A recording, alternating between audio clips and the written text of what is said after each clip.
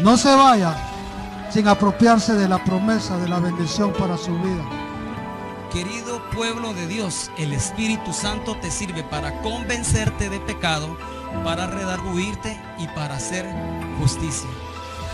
Ahí ya cambió el asunto. Hermano, la palabra del Señor dice que somos cartas abiertas. En el trabajo donde usted está, en el lugar donde usted estudia, en la casa, usted es ejemplo para los demás. Pero cuando más conocimiento bíblico se tiene que mostrar lo que uno ha aprendido, pero parece como que no han aprendido nada. Qué bueno que estamos en esta mañana acá y hoy vamos a abran sus Biblias en el libro de Hebreos capítulo 8, versos 7 al 13, dice así la escritura. Porque si aquel primero hubiera sido sin defecto, se está refiriendo al antiguo pacto, ciertamente no se hubiera procurado lugar para el segundo, porque reprendiéndolos dice: he aquí vienen días, dice el Señor, en que estableceré con la casa de Israel y la casa de Judá un nuevo pacto, no como el pacto que hice con sus padres el día que los tomé de la mano para sacarlos de la tierra de Egipto, porque ellos no permanecieron en mi pacto, y yo me desentendí de ellos, dice el Señor. Por lo cual este es el pacto que haré con la casa de Israel después de aquellos días, dice el Señor. Pondré mis leyes en la mente de ellos y sobre su corazón las escribiré. Y seré a ellos por Dios y ellos me serán a mí por mi pueblo. Y ninguno enseñará a su prójimo ni ninguno a su hermano diciendo: conoce al Señor, porque todos me conocerán desde el menor hasta el mayor de ellos, porque seré propicio a sus injusticias y nunca más me acordaré de sus pecados y de sus iniquidades. Al decir nuevo pacto, ha dado por viejo al primero, o sea, el antiguo pacto. Y lo que se da por viejo y se envejece está próximo a desaparecer. Vamos a orar. Padre, en el nombre de Jesús, en esta mañana nos reunimos delante de ti, tu pueblo y tu siervo, Señor, para compartir tu palabra, Señor, tus principios, Señor, los principios del reino, los principios del evangelio, del único evangelio, Señor, porque no hay dos ni tres, hay solo un solo evangelio. Y Padre, queremos alimentar a tu pueblo. Queremos, Señor, que haya consolación, haya exhortación y haya enseñanza para tu pueblo.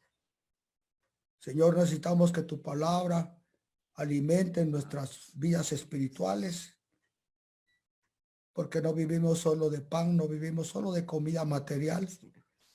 Necesitamos alimentar nuestras almas y nuestros espíritus, Señor, con tu santa palabra. Y tu palabra es espíritu, Señor. Y tu palabra es verdad. Así que susténtanos con ella, Señor. Y también redargúyenos, Señor, por medio de ellas hay algunas cosas, Señor, en las cuales, Señor, nosotros hemos fallado. Perdónanos, Señor, pero permite que tu palabra nutra nuestras vidas espirituales y seamos creyentes fuertes, sólidos en la fe. Te lo pedimos, Padre, en el nombre de Jesús. Amén. Como lo decía en esta mañana, mi carga como pastor es que hay algunos creyentes en algunas iglesias que muchas veces no les gusta la pura enseñanza, sino les gusta mensajes a la conciencia, les gusta oír mensajes que digan todo lo que vas a tocar se va a convertir en oro, te va a ir bien en la vida, vas a tener muchas bendiciones. Como está por hoy en algunas iglesias la doctrina de la prosperidad, No estoy en contra de la prosperidad porque es un hecho innegable. He visto a través de los años hombres y mujeres venir en bancarrota a la iglesia, y a través de los años he visto prosperarlos, levantarse y verlos bien bendecidos. Algunos permanecen en las iglesias, no solo en nuestra iglesia, sino en muchas iglesias, pero otros son creyentes malagradecidos que donde se ven bendecidos se olvidan del Señor y se apartan de las cosas del Señor. Hay creyentes que quisieran escuchar mensajes de que no vas a pasar por enfermedades, no vas a pasar por momentos de angustia, no vas a pasar por momentos apretados, no vas a pasar por desiertos, no vas a entrar a valles y nunca vas a estar subiendo montañas. Usted sabe lo que cuesta escalar. Y quisiera solo que les habláramos de cosas positivas, pero a veces tenemos que hablar también enteramente, no solamente de las cosas negativas, y por supuesto de aquellas cosas que nos bendicen en el Señor. Entonces, una de las cosas por las cuales muchos creyentes se decaen es porque sus cimientos bíblicos, su doctrina básica no es fuerte, y por eso muchas veces salen de una iglesia, se van a otra iglesia, nunca están felices en ninguna iglesia. Aparentemente quieren más. Sin embargo, a través de los años también me he dado cuenta de este fenómeno, no solo en nuestra iglesia, sino en otras iglesias, donde los creyentes se van a otras iglesias y al rato están cambiando porque se dan cuenta de que les están enseñando cosas negativas. Algunos rechazan esas doctrinas negativas, otros las abrazan y pobrecitos, pues, porque se hunden más en herejía, y algunos abiertamente se van totalmente a la herejía, pero nunca están contentos. Es triste encontrarme con gente que ha pasado por nuestra iglesia y los he encontrado en la calle y le digo, ¿cómo estás? Bien. ¿Estás yendo a una iglesia? Sí. ¿Estás bendecido? Sí, pero es que fíjese que no me parece esto, no me parece lo otro. Los dejo, al poco tiempo los vuelvo a encontrar y les digo, ¿cómo estás? ¿Estás asistiendo a la iglesia? No, ya dejé la iglesia en que estaba, ya me fui para otra. Y nunca son felices. Y otra de las cosas es que me doy cuenta es que, perdón, hay muchos que no cambian, siguen en sus mismas cosas pecaminosas, en sus mismas rebeldías, en su mismo estado espiritual. Encontré a un pastor que me decía, mire que gané a este hermano y que no sé qué, y hablándome bondad, y le digo, hermano, ¿quiere que le diga algo? Le dije, este hermano, le dije, nació en nuestra iglesia. Llegó a nuestra iglesia drogadicto, le dije, en bancarrota, destruido. Nosotros le tendimos la mano y lo levantamos. Y se puso rebelde y se salió de la iglesia. Por eso que está aquí con usted. El pastor solo agachó la cabeza y me dijo, bueno, hermano, lo único que le puedo decir a este hombre es que es un hombre bien duro, no se sujeta al pastorado, no colabora en la iglesia. Y yo dije, el mismo creyente de siempre que fue dentro de nuestra iglesia. Por esto esta carta al libro de los Hebreos es muy importante, porque esta carta fue dirigida a creyentes judíos que se habían convertido a Cristo y podíamos decir que comenzaron con una fe tan fuerte, tan sólida, y como hemos dicho muchas veces, con las pilas bien cargadas. Estaban bien full en su vida espiritual, en su fe, una fe muy alta. Pero luego vinieron las persecuciones, vinieron tantas aflicciones para ellos. Algunos, los padres los desheredaron, los echaron.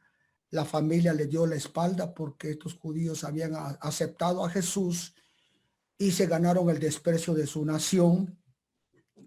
Y aparte de eso, las persecuciones contra los creyentes, y a otros pues estaban en pobreza, otros habían tenido familiares que habían sido muertos, otros tenían familiares en la cárcel.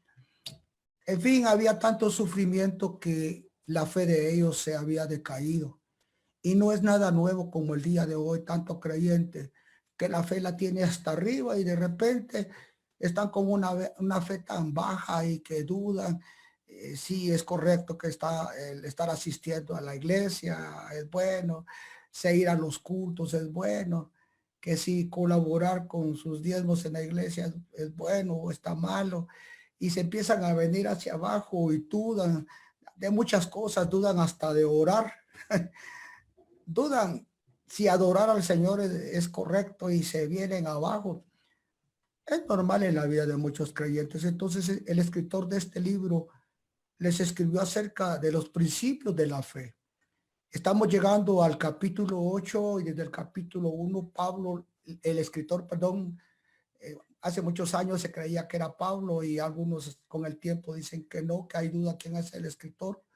Pero alguien decía lo más importante que sabemos que este libro es de Dios y está dentro del canon del Nuevo Testamento. Entonces hay tantas ideas acerca de quién pudo haber sido el escritor, pero nadie se atreve a decir abiertamente quién fue. Entonces yo por años sabía que Pablo era el escritor. Las Biblias más antiguas decían Pablo a los hebreos, pero realmente hoy a las nuevas Biblias no dicen así. Ahora lo importante es que es palabra del Señor, porque este libro comienza hablando de la existencia, de la preexistencia, de la eternidad de Jesús. Luego lo pasa a poner como que Jesús es mejor que los ángeles. Luego dice que Jesús es mejor que Moisés, porque Moisés fue el constructor del tabernáculo de la casa de Dios, pero él era solo un obrero. En cambio, Jesús es el mejor constructor porque él es el constructor y él es el dueño de la casa que se llama iglesia, que está compuesta por judíos que creen en Jesucristo y en gentiles que creen en Jesucristo. Luego pasa a hablar acerca del reposo, de la cual los judíos se ufanan del día sábado. Y hay una secta también que se les hace llamar los adventistas, también, que ellos celebran el día sábado, lo tienen muy en alto. Pero el libro de los Hebreos nos señala que Jesucristo es mejor que el sábado. Realmente nuestro sábado es Jesús, porque Él nos trajo el verdadero reposo. Después el escritor pasa a hablar acerca de que Jesús es el mejor sacerdote, el mejor sumo sacerdote. Vamos a entrar ahora a hablar acerca dentro de esto, que Jesús nos trae el mejor pacto. Por eso es que dice, porque si el primero, el verso 7, hubiera sido sin defecto, hablando del Antiguo Testamento,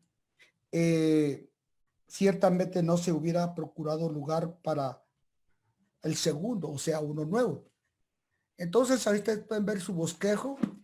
El escritor nos habla de uno de los grandes temas de la Biblia, como es la del pacto. La palabra griega para pacto es diateké en griego. Y un pacto es un acuerdo entre dos personas. Un pacto, la palabra diateké, hay una razón que la usa el Nuevo Testamento. Esta palabra poco corriente por lo general, porque es un pacto, es un acuerdo entre dos personas o partes. Y depende de las condiciones que se acuerden, y con una de las partes que incumpla el pacto quedará anulado.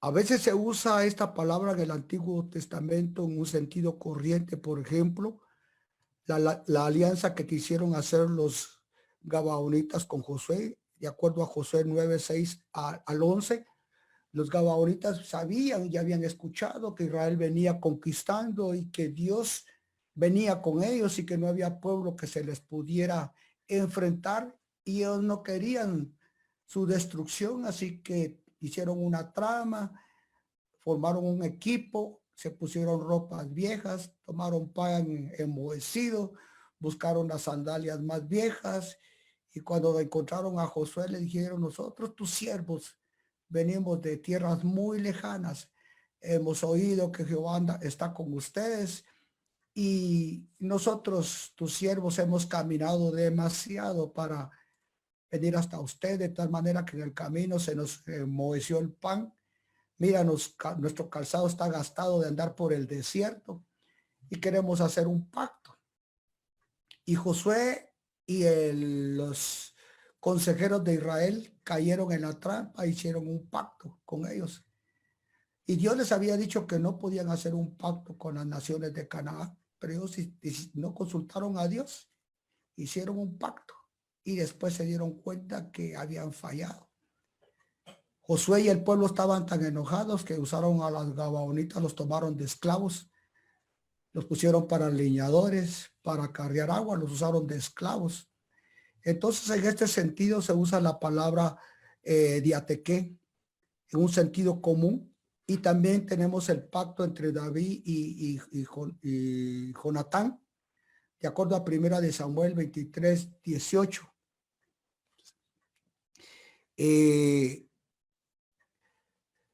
Ese pacto que hizo David con Jonatán fue un pacto de amistad. Jonatán era el hijo de Saúl y sabía que Dios había escogido a David para que fuera rey sobre Israel, aunque en realidad el reinado le hubiera tocado a Jonatán. Pero Jonatán ya había escuchado que David había sido ungido y escogido por Dios para ocupar el puesto de su papá. Y él no tenía ninguna razón para estar en contra de David, sino dice que lo amó tanto que hizo un pacto con él de que ambos se iban a cuidar el uno al otro y que iban a cuidar a sus familias e hicieron un pacto. Entonces, esto es lo que se usa esa palabra diatequé en el sentido corriente para hablar de esta clase de pactos, pero su uso característico específicamente describe la relación de Dios con su pueblo. Deuteronomio 4:23 nos dice que Dios estableció un pacto entre él e Israel y lo escogió como su pueblo escogido, como su pueblo muy especial. Así que vamos a entrar en el primer punto y vamos a hablar acerca que hay detalles que requieren explicación para que entendamos esto de los pactos. Porque usted y yo estamos en un pacto y tal vez no le hemos tenido todo el aprecio. Nuestra mente no ha entendido, no hemos comprendido hasta qué punto llega este pacto en el que estamos nosotros y en el cual deberíamos permanecer firmes. Pero lo mismo pasó con las iglesias, cartas que encontramos en el Nuevo Testamento, como Corinto, Romanos, Gálatas, la iglesia de Éfeso, la iglesia de Filipenses, Colosenses, Tesalonicenses.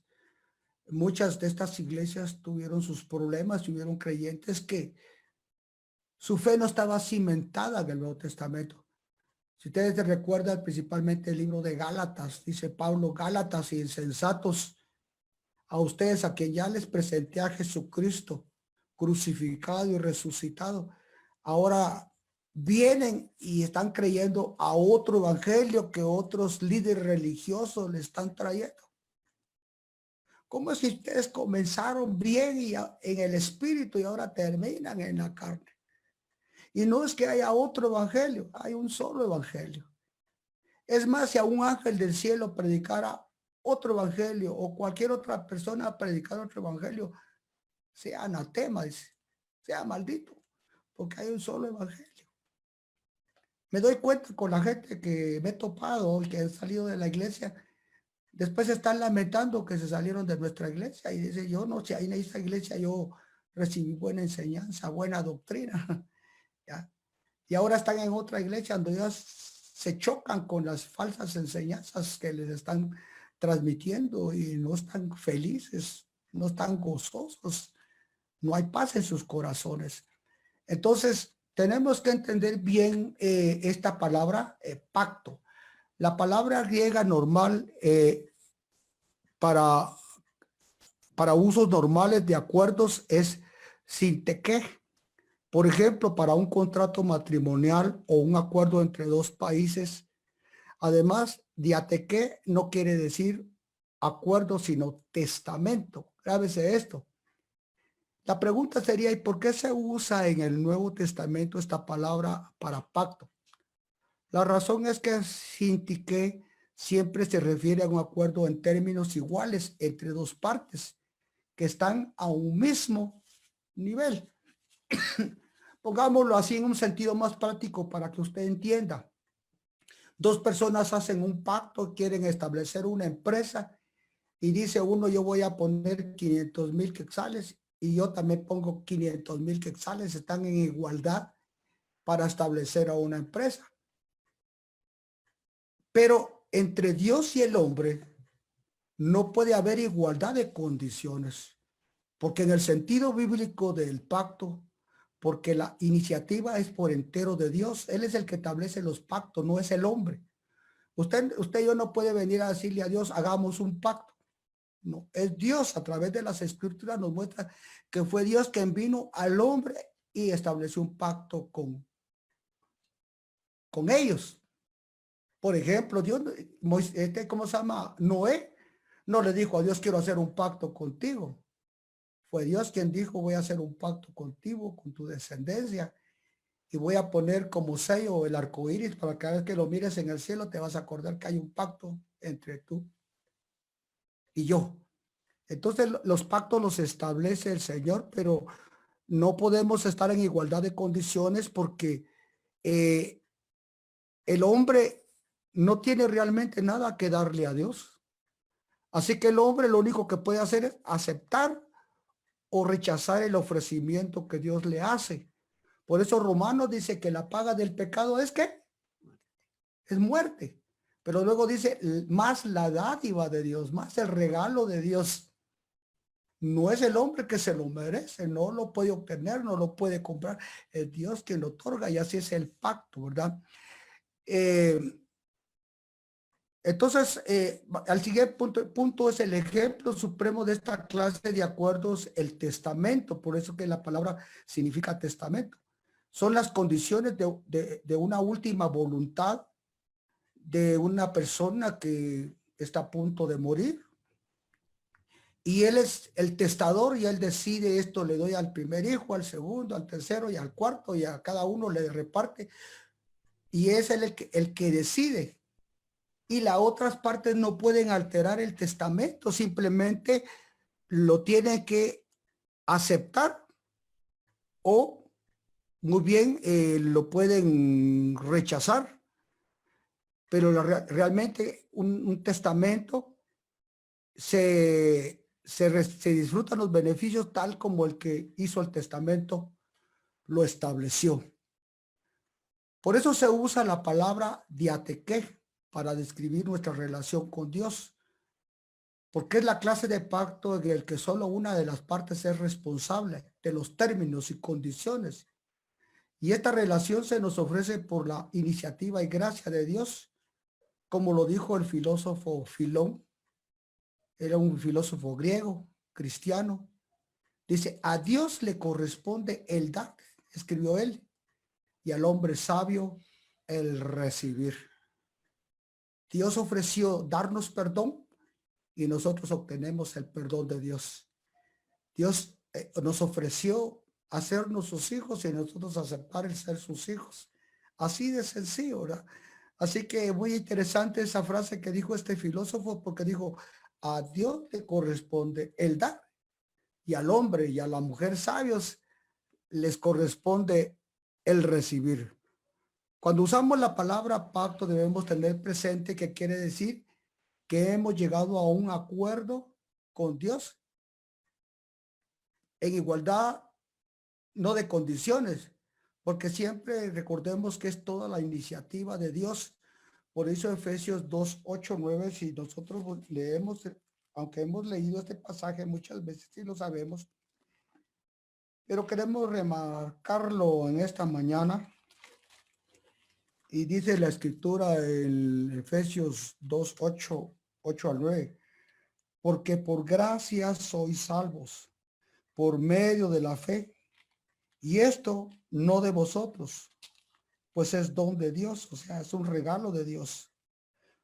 No por obras, para que nadie se gloríe. No tenemos nada absolutamente de qué gloriarnos, ¿verdad? Los términos del pacto los ha fijado Dios y no el hombre. Y el hombre no puede modificarlos en lo más mínimo. El antiguo pacto, testamento, y que los judíos conocen muy bien, era el que Dios había hecho con el pueblo de Israel después de sacarlos de la esclavitud desesperante en la tierra de Egipto. Al darle la ley allá en el monte Sinaí, se dirigió en su gracia al pueblo de Israel y les ofreció una relación exclusiva con él. Ustedes serán mi pueblo escogido, ustedes me serán una nación santa, ustedes me serán una nación de sacerdotes. Él decidió de su entera libertad, de su entera voluntad y decisión. Me gustaba un hermano que decía, a Dios se le dio la regalada gana hacerlos su pueblo dentro de todos los pueblos. Y es lo mismo para nosotros el día de hoy. Dios nos escogió como su pueblo y no lo elegimos nosotros. Él en su gracia y su misericordia, y eso debería de llevarnos a tener un corazón agradecido con el Señor. Ahora, pero esa relación del pacto antiguo dependía de la obediencia a la ley. Y vemos a los israelitas aceptando esta condición en Éxodo 24 del 1 a 8, que no vamos a leer, donde Moisés le lee la ley al pueblo y ellos le dicen, vamos a obedecer, vamos a cumplir los mandamientos que Jehová nuestro Dios ha establecido. Y varias veces lo encontramos en los libros de la ley. El argumento del autor del libro a los Hebreos es que el antiguo pacto o antiguo testamento iba a ser anulado y que Jesús iniciaría una nueva relación, iniciaría una nueva relación con Dios y los hombres. Y este pasaje podemos distinguir algunas de las marcas del nuevo pacto o testamento que Jesús ha inaugurado, porque ya lo leímos acá, los beneficios del nuevo pacto en que usted y yo estamos el día de hoy. Hablamos como Iglesia Nueva Esperanza, e incluso aquellos que nos ven y nos escuchan por este medio, que asisten a otras iglesias que han invocado el nombre del Señor Jesús, están dentro de los lineamientos de este pacto. El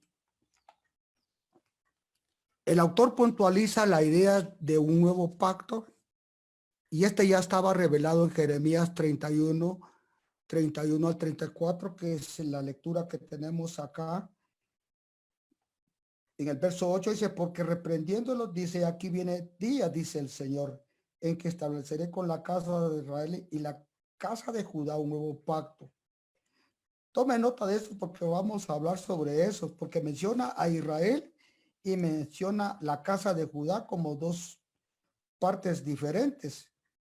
No como el pacto que hice con sus padres el día que los tomé de la mano para sacarlos de la tierra de Egipto, porque ellos no permanecieron en mi pacto. O sea, ellos no lo cumplieron. Y yo me desentí. Da a entender, yo lo quebranté, yo lo rompí, yo lo anulé, dice el Señor. Por lo cual, este es el pacto que haré con la casa de Israel. Está hablando del nuevo pacto. Después de aquellos días, dice el Señor. Así que este pacto ya estaba revelado. Además, el mismo hecho de que la Escritura habla de un nuevo pacto muestra muy bien a las claras que el antiguo pacto no era plenamente satisfactorio. Porque si lo hubiera sido, no hubiera tenido que mencionarse en las Escrituras que Dios traería un nuevo pacto. Por lo tanto, se estaba indicando que el antiguo pacto no era perfecto, que los judíos no lo habían podido cumplir. Es más, hay pasajes bien contundentes en las Escrituras. Dice que como el pueblo era de un corazón duro, Dios también le dio mandamientos difíciles de poder cumplir. Entonces, como ellos no lo cumplieron, Dios se desentendió de ellos. Pero el nuevo pacto sería totalmente nuevo, sería diferente. Punto 13.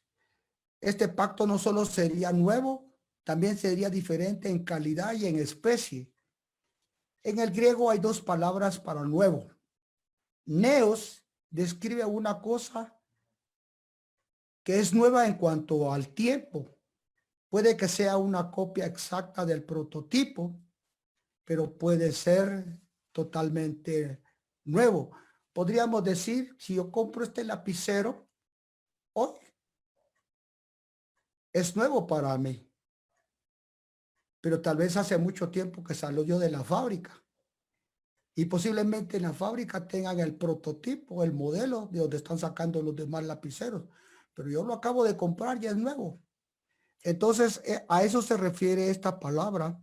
Y también está la otra palabra griega para nuevo, que es kainos, que quiere decir no solo nuevo en lo referente al tiempo, sino en cuanto a su especie.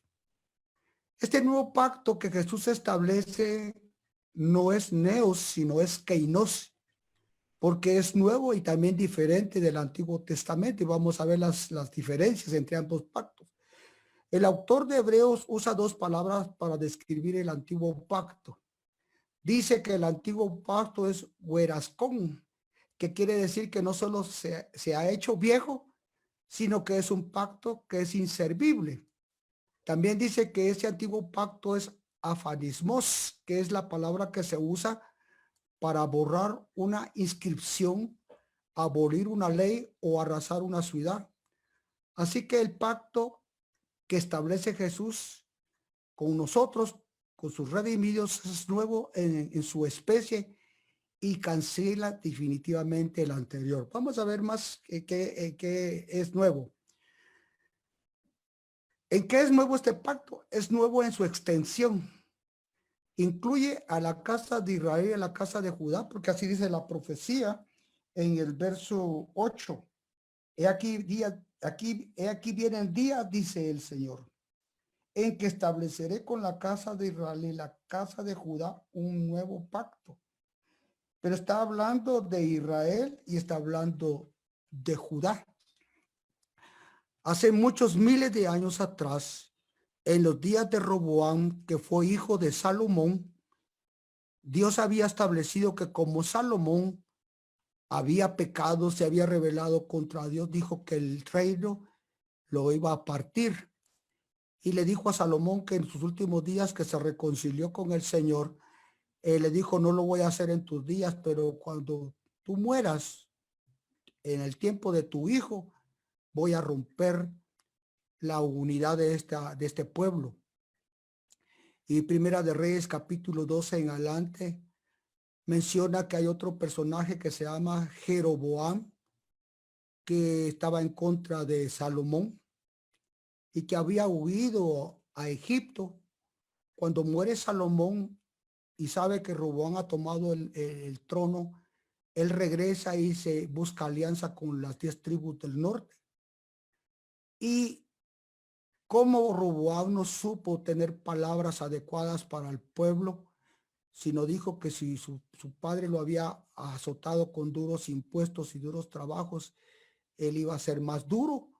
Entonces 10 tribus al norte se apartaron y Roboam Jeroboam fue tomado como rey sobre las 10 tribus del norte y se llamó Israel. Su capital fue Samaria y 2 tribus al sur. Este reino se llamó Judá y era la tribu de Judá y la tribu de Benjamín. Y desde entonces estos 2 reinos no se volvieron a unir. Pero el nuevo pacto iba a unir lo que se había dividido milenariamente. Y los que antes eran enemigos estarían nuevamente unidos como al principio. Por eso es lo que dice la Escritura. Haré el nuevo pacto con la casa de Israel y con la casa de Judá. Dios volvería a unir a estos pueblos que habían sido enemigos por muchos años. Pero seguimos hablando de las cualidades del nuevo pacto en que usted y yo estamos, mi querido hermano, porque es nuevo también en universalidad, porque ahora todos los seres humanos, todas las naciones conocerían al Dios verdadero, al Dios de Israel. Desde el más pequeño hasta el más grande, dice la profecía. Y eso era algo completamente nuevo. Porque solo en la vida ordinaria de los judíos habían muchas divisiones.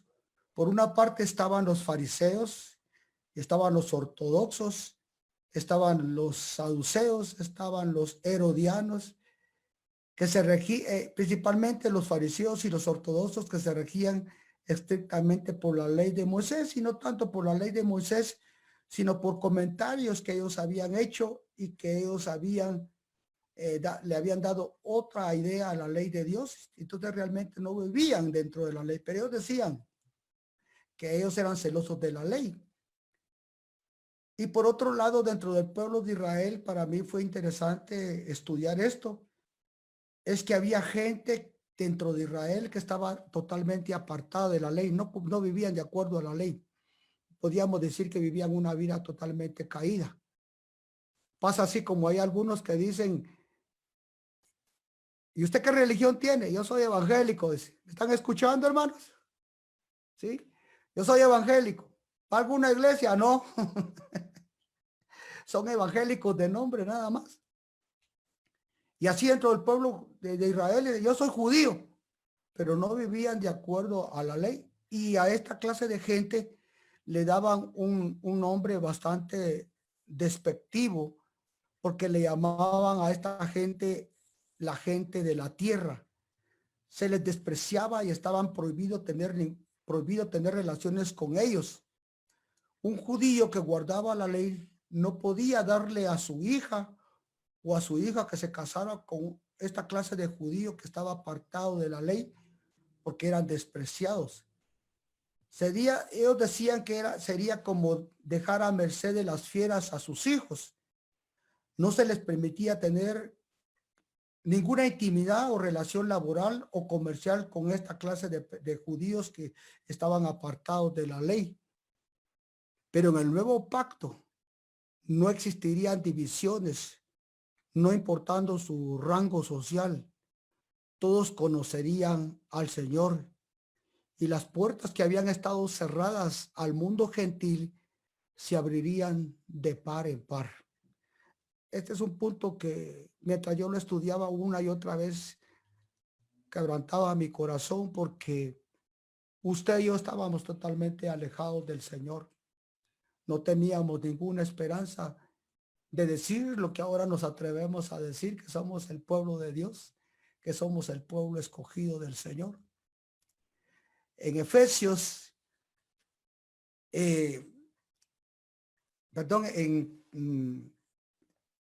vamos a ver en Efesios 2, 14 al 18.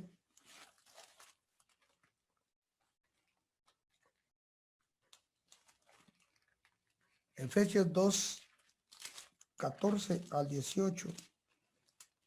Dice: porque Él es nuestra paz, que de ambos pueblos hizo uno, derribando la pared intermedia de separación, aboliendo en su carne las enemistades, la ley de los mandamientos expresados en ordenanzas, para creer en sí mismo de los dos un solo y nuevo hombre, haciendo la paz. Está hablando entre israelitas y gentiles, entre israelitas y todas las naciones, hacer un solo hombre, haciendo la paz mediante la cruz, reconciliar con Dios a ambos en un solo cuerpo, matando en ella las enemistades, y vino y anunció las buenas nuevas de paz a vosotros que estabais lejos y a los que estaban cerca, porque por medio de él los unos y los otros tenemos entrada por un mismo espíritu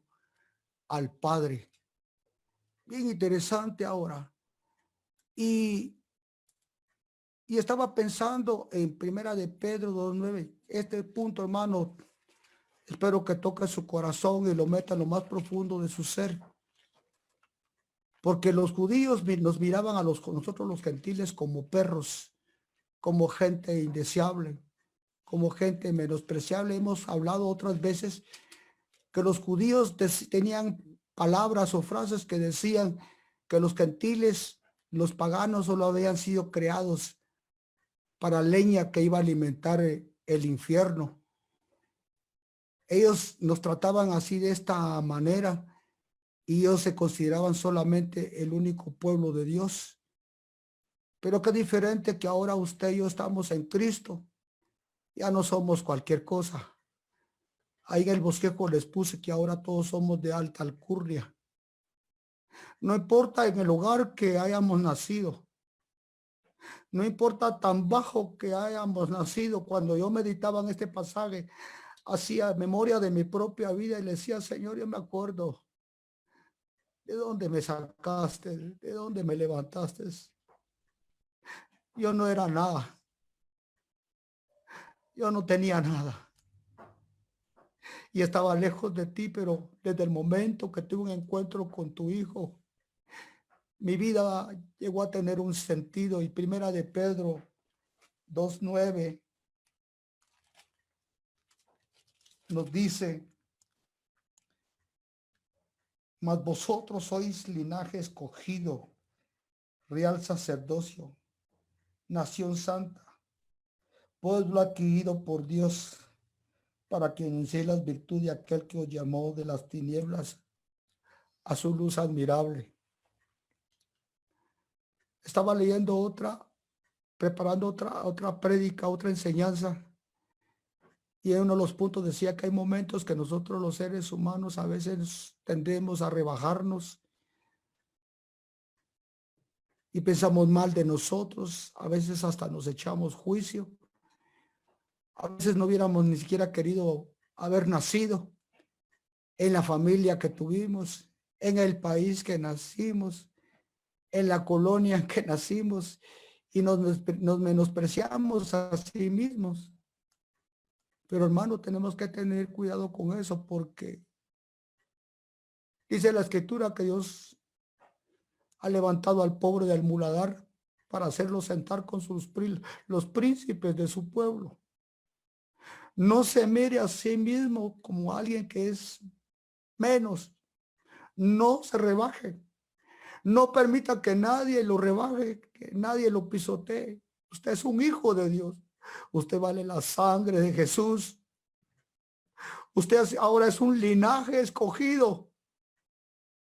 Ahora usted es real sacerdocio. Ahora usted es el pueblo de Dios. Usted es un hijo de Dios. Y no importa lo que la gente le diga. No le ponga coco. Ve hacia sí mismo como lo ve Dios a través del nuevo pacto. Lo ve como algo muy importante. Pero el nuevo pacto traería una diferencia aún más fundamental. El antiguo pacto dependía de la obediencia a una ley impuesta desde afuera. Óigalo. Era una ley impuesta desde afuera. Así operaba. Pero el nuevo pacto estaría escrito en los corazones y mentes de las personas, según Jeremías 31:33. Y también el profeta Zacarías dice, les voy a quitar ese corazón de piedra y les voy a dar un corazón de carne. Pondré mi espíritu sobre ustedes. Lavaré sus vidas. Está hablando acerca de la obra del Espíritu Santo y de la palabra. Pero interesante, dice, les daré un nuevo corazón. Porque eso es lo que hace el nuevo pacto. Yo me rasco la cabeza, a veces me lleno de enojo, de tristeza, cuando veo creyentes que no cambian. Pasan años y años dentro de las iglesias y no cambian. Siempre son los mismos que están, que se levantan, que se caen. O personas que nunca dejan de ser creyentes carnales y pícaros dentro de las iglesias, como hemos hablado otras veces. Pero una de las cosas esenciales del nuevo pacto no solamente traería perdón absoluto, sino que trataría con nuestra carnalidad, que muchas veces nosotros sentimos que no podemos vencer nuestra carne. Claro que sí. Si usted es una nueva criatura en Cristo Jesús, las cosas de la nueva criatura tienen que manifestarse en usted. La ley había que obedecerla, y la obedecían no porque por tanto por amor o por obediencia, sino por miedo al castigo. Pero el nuevo pacto es diferente, porque opera dentro de nuestros corazones y Dios pone en nosotros, como dice la Escritura, el querer y hacer por su buena voluntad. Nadie nos obliga. A usted nadie lo obliga a ir a la iglesia. Usted siente el hambre, el deseo, es atraído a buscar al Señor. A usted nadie lo puede obligar a orar. Usted siente la pasión dentro de sí mismo, siente la necesidad de buscar al Señor. Cuando entramos a un culto y empezamos a adorar al Señor, a veces hay que decirle levante las manos, dance, grite. Pero no hay cosa más linda cuando nace dentro de usted mismo, porque hay gratitud, hay amor y usted se quiere acercar al Señor y nadie lo obliga. Usted cae de rodillas, no porque mira que otros están cayendo. Usted lo siente en su corazón porque hay gratitud. El nuevo pacto está operando de lo más profundo de su corazón, porque usted tiene un corazón nuevo y ahí Dios ha establecido su ley, la ley del nuevo pacto. Ahí mora el Espíritu de Dios y que lo lleva a rendirse al Señor. Por eso es que hay un deseo de obedecer. Razón hay cuando hay algunos que dicen soy evangélico, pero solo de religión, y no cambian. Pero el verdadero creyente que está dentro del nuevo pacto va a experimentar esos cambios. Entrando a la conclusión, sería un pacto que realmente produciría perdón. Porque dice el verso de Hebreos 8:12.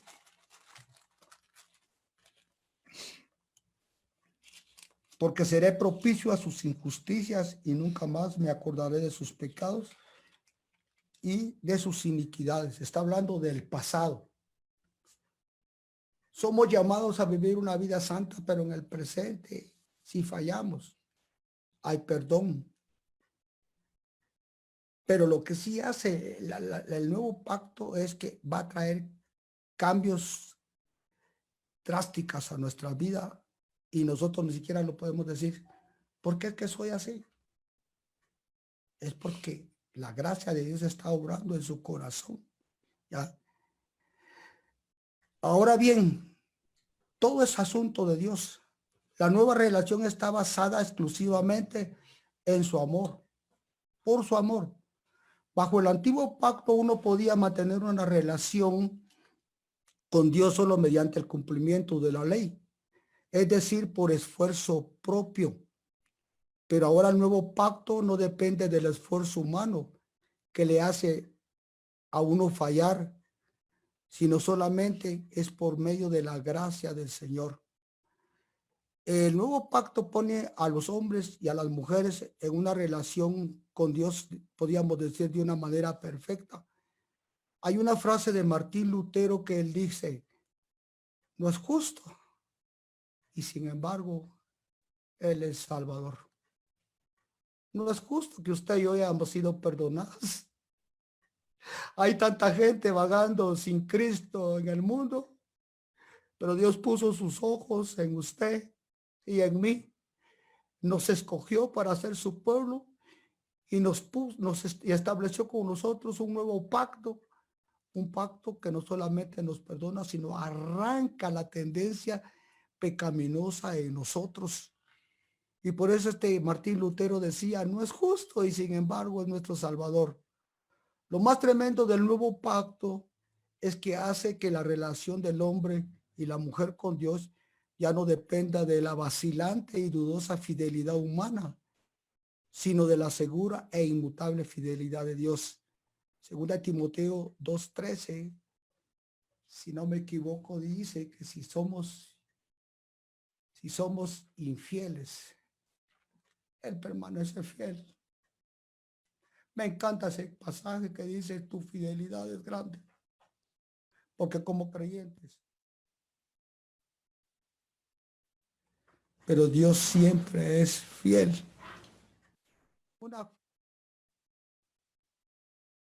Esta mañana, en las palabras de Jeremías acerca del nuevo pacto, no se menciona para nada el sacrificio de animales. Parece que Jeremías entendió que en la nueva era o en el nuevo pacto el sacrificio sería abolido. Sería como abolido de una manera irrelevante. Y el autor del libro piensa en términos del sistema de sacrificios que muy pronto pasará. Y en los siguientes capítulos, que tiene que ver con el capítulo 9 y 10, nos va a detallar lo tremendo, lo grande, lo glorioso que fue el sacrificio de Jesús en comparación con el sacrificio de los animales. Yo quiero llevarlo en esta mañana, hermano, a terminar ya con la última cita bíblica de Romanos. Como decíamos que el antiguo pacto dependía de nuestro esfuerzo humano para agradar a Dios. Quedábamos a nuestro propio ingenio cómo querer agradar a Dios. Y aunque ya vimos esta lección, vamos a leer una vez más estos pasajes y dice Romanos 8, del 1 al 4. Ahora, pues, ninguna condenación hay para los que están en Cristo Jesús, los que no andan conforme a la carne, sino conforme al Espíritu. Vez tras vez que se menciona carne es el esfuerzo humano. Porque la ley del Espíritu de vida en Cristo Jesús me ha librado de la ley del pecado y de la muerte. Porque lo que era imposible para la ley, por cuanto era débil por la carne, Dios enviando a su Hijo en semejanza de carne de pecado, y a causa del pecado condenó el pecado en la carne, para que la justicia de la ley se cumpliese en nosotros, que no andamos conforme a la carne, sino conforme al Espíritu. Por eso es normal que un creyente sometido al Señor, consagrado al Señor, responda a las directrices que el Espíritu Santo le pone y no le cuesta obedecer. No le cuesta cumplir con los lineamientos del Señor. Un ejemplo que me viene a la mente es cuando Pablo se convierte y Dios le dice a Ananías, ve y busca a un hombre llamado Saulo. Y le dice, no, Señor, ¿no has escuchado que el hombre ha venido a perseguir a tu pueblo, a encarcelarlos, a golpearlos? Y Dios le dice, ve, porque instrumento útil me es este. Y allá va Ananías obediente. Porque el que camina en el Espíritu es obediente. Si Dios le dice a usted visite a un hogar, vaya y visite ese hogar. Si usted está caminando en el Espíritu. Si el Señor le dice, ve y comparte con fulano de tal que tiene necesidad, usted lo va a hacer. Esa es la manera como que nosotros respondemos. Usted llega tal vez usted piensa en su casa, no voy a ir al culto, y de repente algo dentro de usted le dice, tienes que ir al culto. No es el hombre operando en usted, ni no es su mentalidad, es el Espíritu Santo empujándolo. Cuando Dios le dice, entra en adoración y alabanza, usted responde, haz un ayuno, haz una vigilia, toma mi palabra, y usted responde automáticamente, no le cuesta.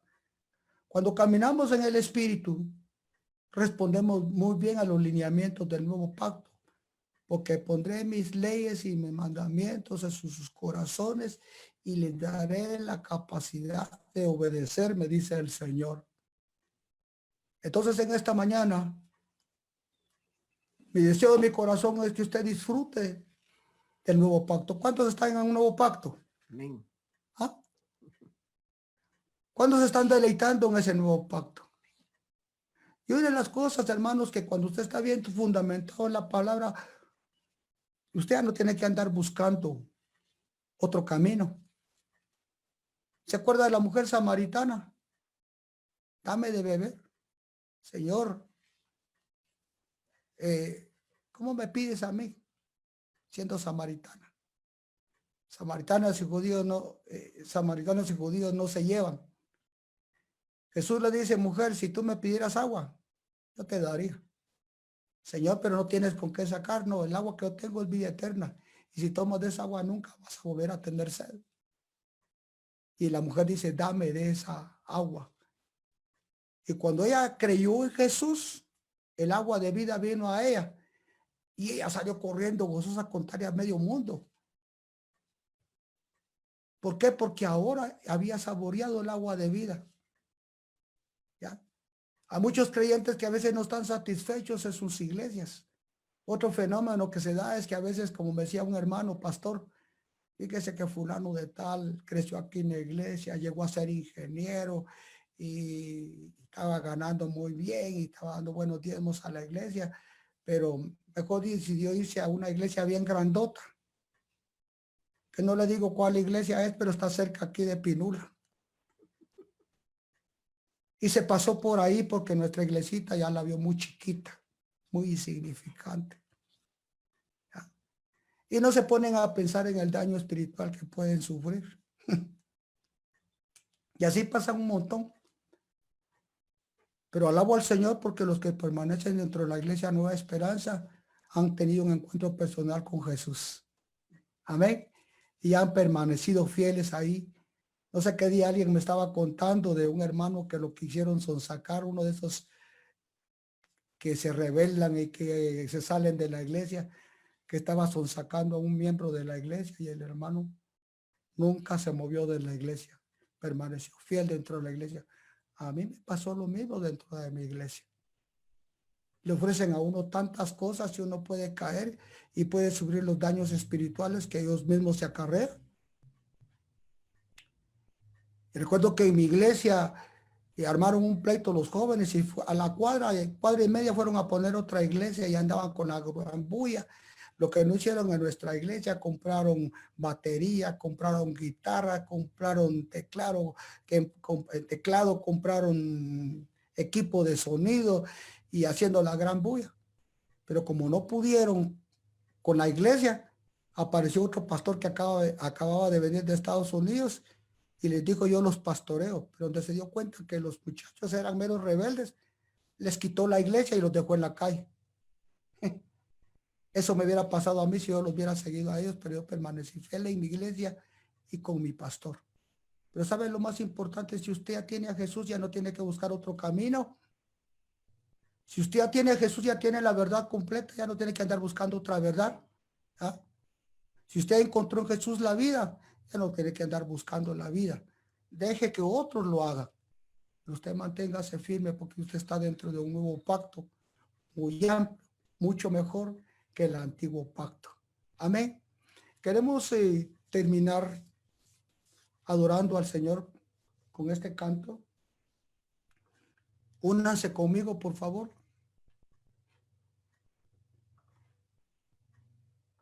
Sobre tu altar, quema en él todas las cosas que a ti no te agradan.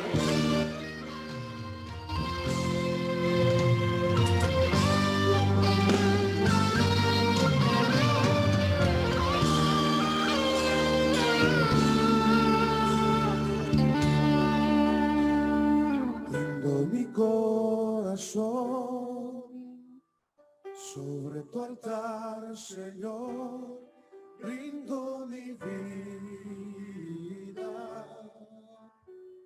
sin nada que ocultar, sin nada más que dar, rindo mi vida.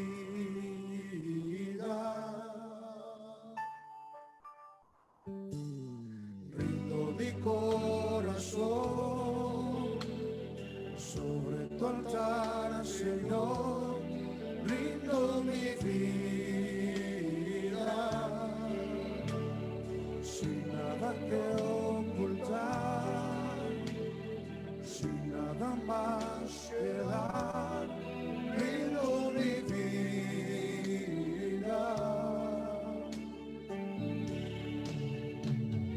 Traigo mi corazón y me acerco a tu presencia.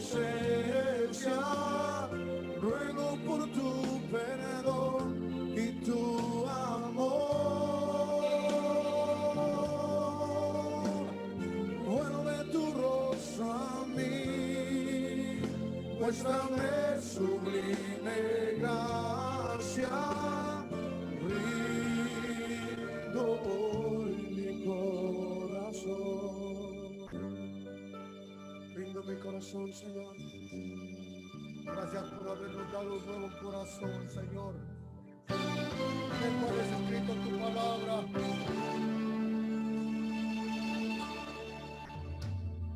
Rindo mi corazón. Gracias por tu presencia. Sobre tu altar, Señor, rindo mi vida.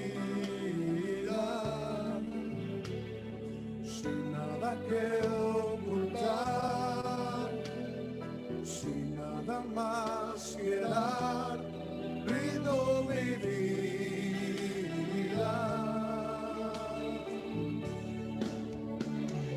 Rasgo mi corazón y me acerco a tu presencia. Ruego por tu perdón y tu amor. Vuelve tu rostro a mí, muéstrame sublime gracia, rindo en mi corazón. Rasgo mi corazón y me acerco a tu presencia. Ruego por tu perdón y tu amor. Vuelve tu rostro, muéstrame sublime gracia, rindo en mi corazón y me acerco a tu presencia. Ruego por tu perdón y tu amor. Vuelve tu rostro a mí, muéstrame sublime gracia, rindo en mi corazón. Rinde tu corazón delante de Él en este momento. Pon sobre el altar aquellas cosas en tu vida que no le agradan a Él. Todo pecado, gracias, Señor, toda rebeldía, toda desobediencia, por ese nuevo pacto, ponla sobre el altar en este momento.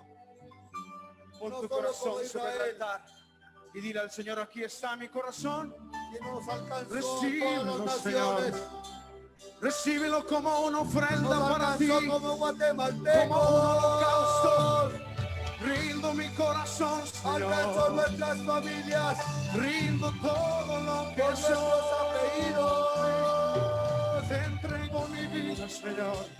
Te entrego mi vida, pueblo. Te entrego mi corazón.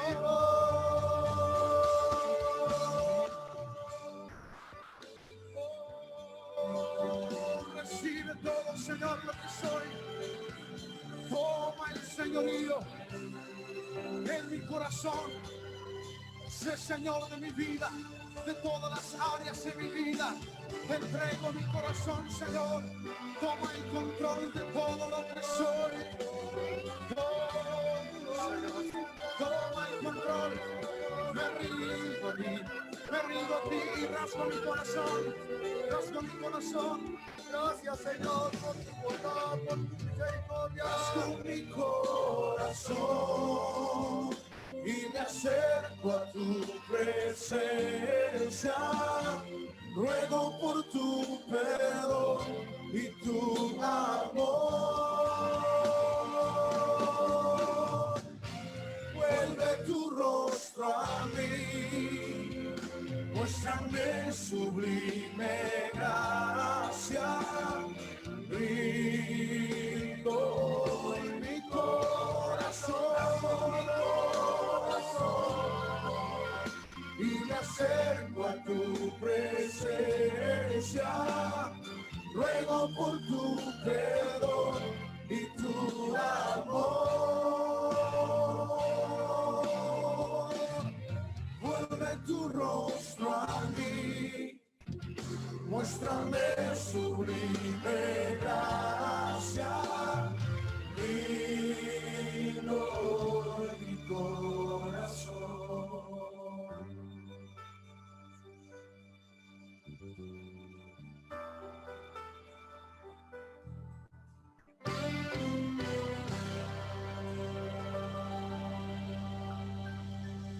Aleluya. Oh, rindo todo a ti, Señor.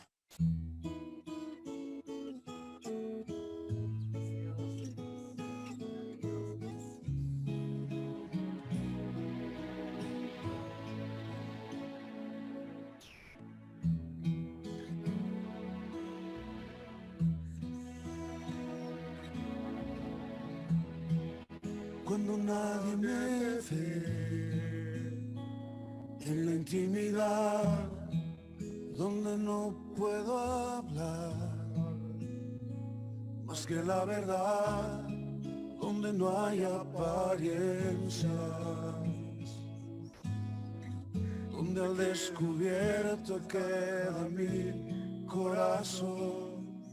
Allí soy sincero, allí mi apariencia de piedad se va, allí es tu gracia lo que cuenta, tu perdón lo que sustenta para estar de pie.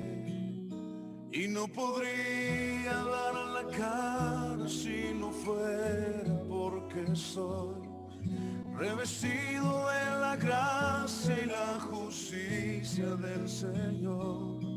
Si me vieran tal cual soy, se enterarían que es Jesús. Lo que han visto reflejado en mí tan solo fue su luz. Y es por tu gracia y tu perdón, tu amor que nos cubre, que podemos ser llamados instrumentos de tu amor.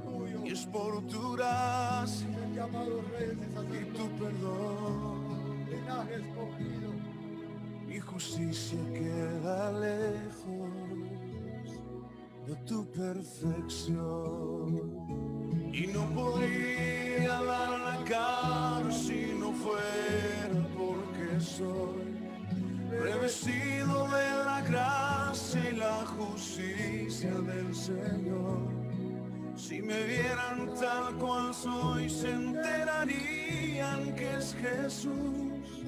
Lo que han visto reflejado en mí tan solo fue su luz. Y es por tu gracia y tu perdón que podemos ser llamados instrumentos de tu amor. Y es por tu gracia y tu perdón, mi justicia queda lejos de tu perfección.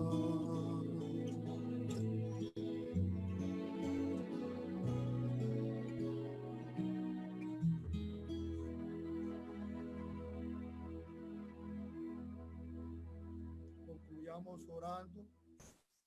Agradezca al Señor, hermano, en su corazón, que siendo indignos, inmerecedores, el Señor nos llamó a establecer un pacto con nosotros. No lo merecíamos, pero Jesús lo hizo posible.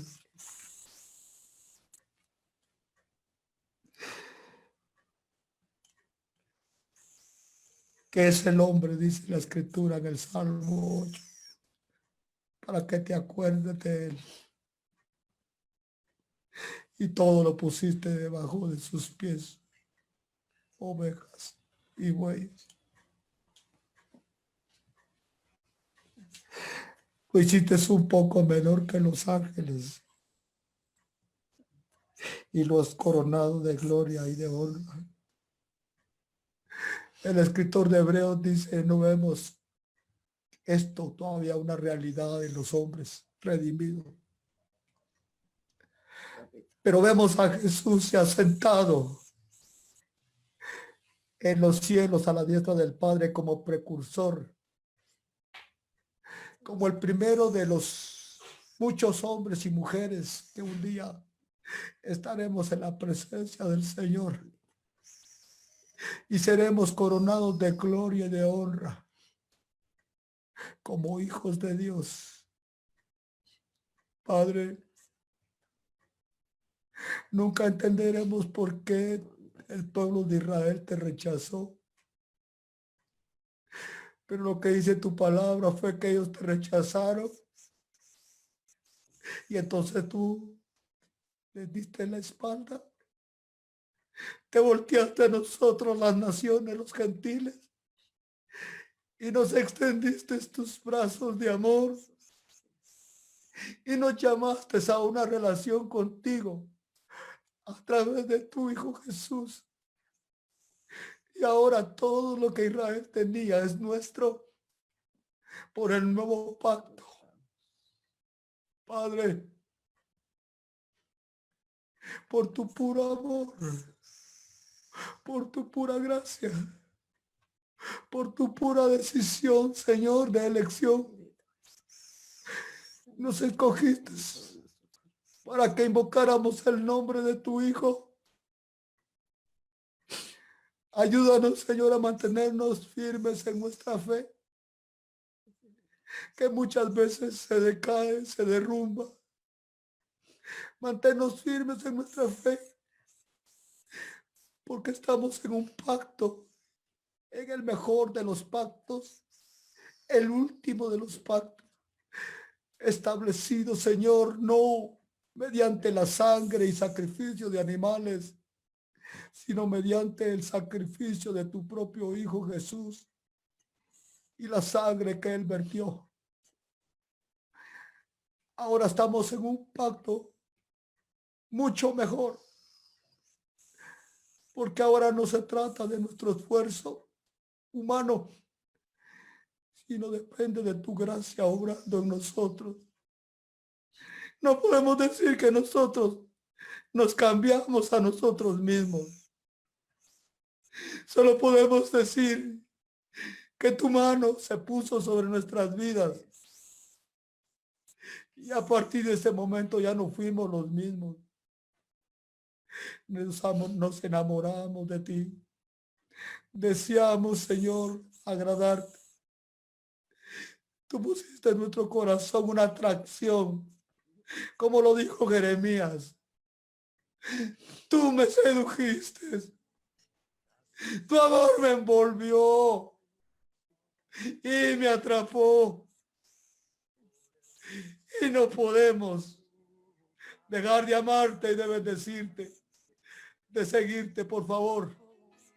Padre, estamos viviendo los últimos tiempos, los más difíciles. Nos vamos acercando, Señor, a la venida de tu Hijo, a los acontecimientos que se han de dar antes de que Él venga. Danos la gracia, danos la fuerza para mantenernos firmes en nuestra fe. Damos gracias por tu palabra, Señor, porque esta carta, esta epístola fue escrita para judíos creyentes que estaban decayendo en su fe. Y el escritor hizo su mejor esfuerzo, guiado por tu Espíritu Santo, para nutrir la fe de aquellos creyentes, para que no se movieran de su fe y para que crecieran adelante. Por eso en este libro se nos habla en el capítulo 11 de los hombres y mujeres de fe, que en medio de su flaqueza, en medio de su debilidad, sacaron fuerzas de flaqueza y pusieron en fuga grandes ejércitos, apagaron grandes fuegos, taparon bocas de fieras, y eran hombres y mujeres comunes y corrientes como nosotros, con nuestras propias debilidades, Señor. Ellos también las tuvieron, pero como dice tu palabra, mantuvieron sus ojos puestos en el invisible, como lo hizo Moisés. Y en medio de su debilidad, Señor, murieron en fe, fueron victoriosos. Por eso son nuestros héroes de fe. Pero hoy también hay héroes y heroínas, Señor, hombres y mujeres que te aman. Confiamos en la gracia de tu Espíritu Santo, Señor, que nos brindará las fuerzas, que nos dará la gracia para mantenernos firmes, proclamando el nombre de Jesús, levantando el nombre de Jesús, adorando el nombre de Jesús en nuestras vidas. Muchas gracias, Señor, en esta mañana, por la presencia de tu Espíritu Santo, Señor, en cada hogar. Gracias por tu bendita palabra, Señor. Bendigo a cada uno de mis hermanos. Señor, si hay algún hogar, Señor, que está pasando necesidades, por favor, bendícelos, sácalos adelante. Y si como iglesia tenemos que tender la mano, lo vamos a hacer para que todo hijo o hija tuya, Señor, no quede en el abandono. Padre, en el nombre de Jesús, bendice con tu presencia. Bendice, Señor, con toda cosa material, Señor, a tus hijos. Que el pan nuestro de cada día, Señor, sea añadido, Señor, en cada hogar de los miembros de la Iglesia Nueva Esperanza y de todos los creyentes y amigos que nos escuchan, Señor, por este medio. Alcánzalos y bendícelos, Padre, porque te lo pedimos en el nombre de Jesús.